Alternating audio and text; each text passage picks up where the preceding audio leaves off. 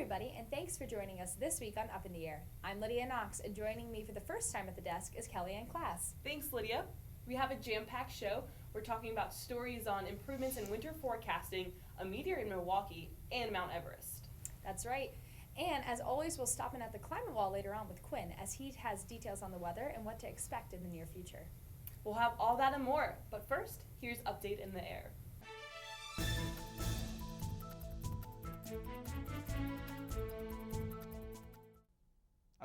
We are in the last month of meteorological winter, and the abundance of Arctic sea ice continues to set record lows. Ice extent in the Arctic region set daily record lows through most of January, leading to the lowest January abundance in the 38-year satellite record. For January, Arctic sea ice extent averaged an area of about 5.17 million square miles. This is about 500,000 square miles below the 1981 to 2010 average for that month. This past January also ranked as the smallest Arctic sea ice extent since 1979. Well above average temperatures in the Arctic have played a role in the lack of sea growth. Also, the amount of human carbon pollution is directly linked to the loss of sea ice. If the current level of carbon dioxide output continues, the Arctic region could be completely ice-free by the middle of this century at its annual minimum in September. A breathtaking bright green meteor blazed through the sky just north of Milwaukee last week on February 6th. The falling space rock likely burned up in the sky about 10 to 20 miles north of Milwaukee, or about 100 miles north of Chicago, according to the American Meteorological Society, or AMS. Most of the eyewitness reports came from people in and around Chicago and Milwaukee. At least a dozen videos of the fireball racing through the sky have appeared online or have been sent to the AMS. The meteor also created a sonic boom, which occurs when an object moves faster than sound waves in Earth's atmosphere. Meteorites create a sonic boom only when they remain intact long enough to travel to relatively low altitude, where Earth's atmosphere is sufficiently dense. Most fireball meteors do not create a sonic boom, while instead they burn up or break up into small pieces before they reach those low altitudes. The recorded information has helped meteor scientists get a better understanding of what this falling space rock looked like before it hit the atmosphere. Scientists say it was likely an asteroid fragment weighing at least 600 pounds and 2 feet in diameter. Based on radar data, it is likely that bits of the meteor reached the ground. However, space rocks would have been sprinkled over Lake Michigan, which means they can't be collected for study. If someone told you that climate change influences the number of yearly shark attacks, would you believe them? Researchers believe that climate change may be playing a role in the number of unprovoked shark attacks. Warming ocean temperatures due to climate change play a large role in the increasing attacks, drawing both sharks and people into the same waters. 2015 broke the record for the most amount of unprovoked shark attacks. There were 98 confirmed cases of these shark attacks around the world. 6 of these resulted in fatalities. Here in the United States, there are 59 attacks, 30 of which occurred in Florida. The attacks that took place in the U.S. are largely due to the abundance of coastlines, the increasing number of swimmers, surfers, and divers in the water. With the warming ocean temperatures, scientists expect the number of attacks to increase each year. Winter storm forecasting has changed significantly since the 1970s, for the better.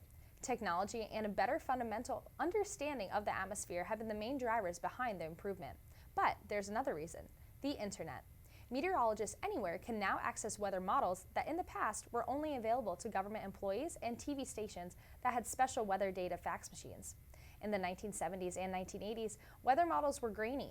Today's North American Mesoscale Forecast System, the NAM, and Weather Research and Forecasting, the WRF, models have 60 vertical layers and can see a disturbance as small as 10 miles across. They can forecast some of those pesky small-scale bands of heavy snow that the old models had no hopes of ever seeing.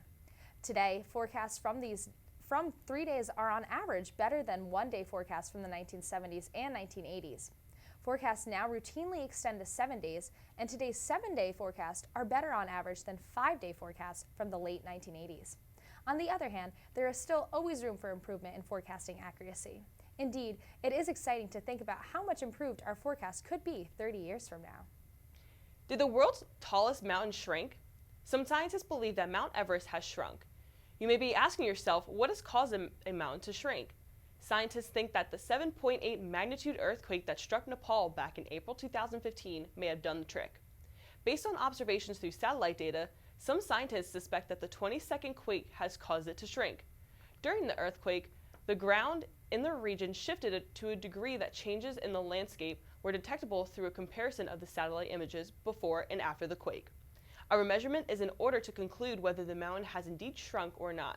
These tests will take several months to plan and execute, so we won't be sure for a while.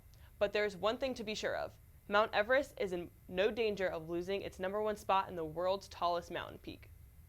In a new effort to explain the dangers ahead, the National Hurricane Center will start issuing storm surge watches and warnings with maps depicting the affected areas during the 2017 hurricane season. Surge-specific messages and maps will be provided in addition to wind-based messages and graphics normally issued by the Agency for Tropical Storms and Hurricanes.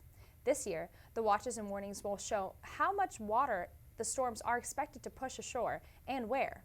The watch and warning areas will be identified by a collaboration between center forecasters and meteorologists in local National Weather Service forecast offices. The team also will use information from its hurricane forecasts and knowledge of typical historical forecast errors. The graphics will be available at the National Hurricane Center's website whenever they're in effect. The National Hurricane Center also will be issuing versions of its new potential storm surge flooding map as tropical systems approach a coastline. That map is aimed at providing residents a color-coded view of how high above the ground that surge water might reach. We'll be back in a moment with more.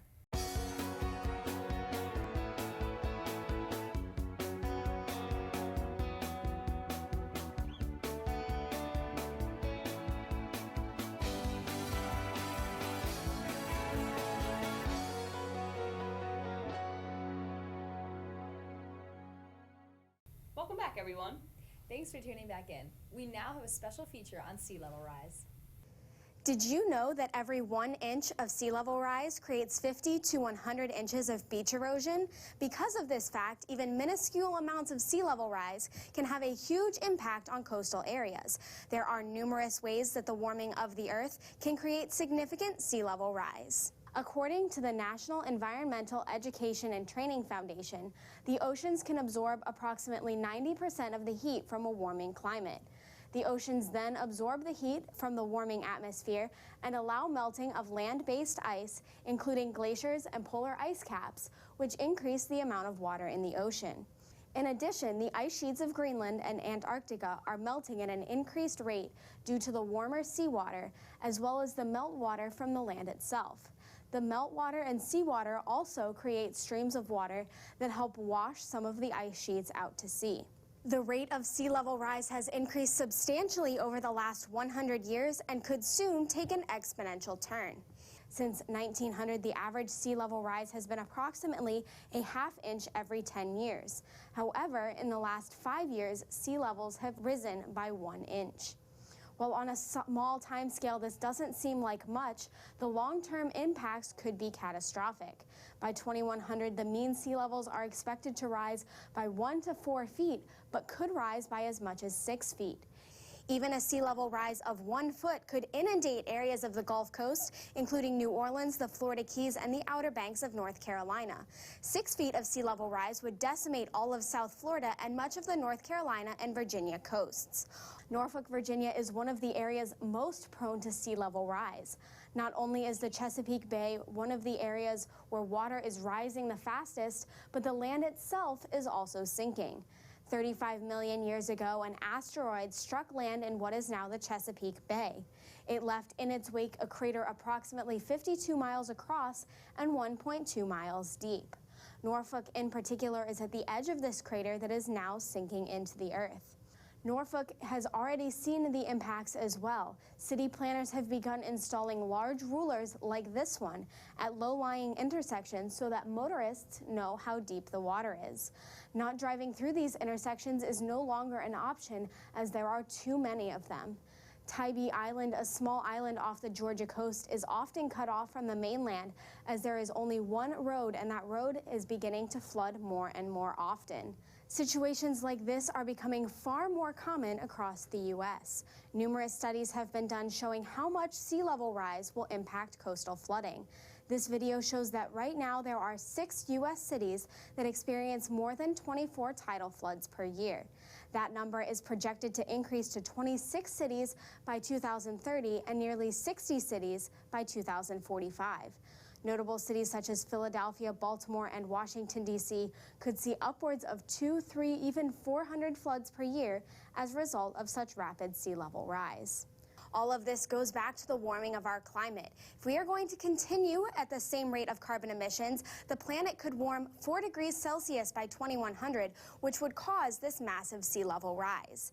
Even if we are able to aggressively cut emission levels in the near future, the warming would still be around 2 degrees Celsius, resulting in the sea level rise of 1 to 3 feet by 2100. This chart shows 3 possible scenarios going forward to 2300. If we fail to control emissions and the Earth continues to warm, a trend shown by the red line, we could be looking at sea level rise of nearly 12 feet. The future of the planet is in our hands, and we all need to stand together to make a difference. For Up in the Air, I'm Amanda Reynolds.